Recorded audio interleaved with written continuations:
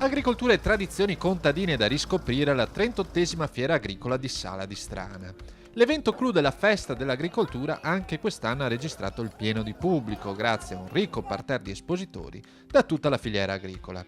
Dalla rievocazione dei lavori di una volta alla sfilata dei trattori d'epoca fino alla tradizionale rassegna zootecnica e all'11ª rassegna cavalli, sono tantissime le occasioni di incontro con il mondo dell'agricoltura, tra passato, presente e futuro. Abbiamo circa un centinaio di cavalli, fra cavalli da esposizione e cavalli a galoppo, diciamo, con la collaborazione di Natura Cavallo.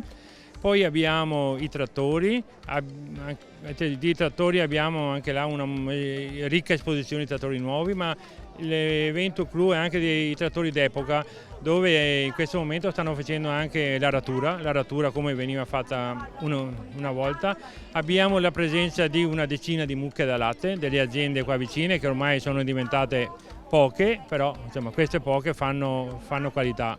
Tradizione da tutelare, valorizzare e soprattutto trasmettere alle giovani generazioni del territorio di Strana. Questa è la missione della Fiera Agricola, luogo di promozione e di educazione ai valori del lavoro agricolo. C'è tantissima gente e credo che sia anche un giusto riconoscimento all'agricoltura che nonostante i tempi difficili è sempre un settore trainante, un settore che riesce a levare da dentro se stessa delle iniziative nuove, giovani che aderiscono. È veramente una bellissima cosa, una bellissima soddisfazione mettere in risalto questa festa dell'agricoltura.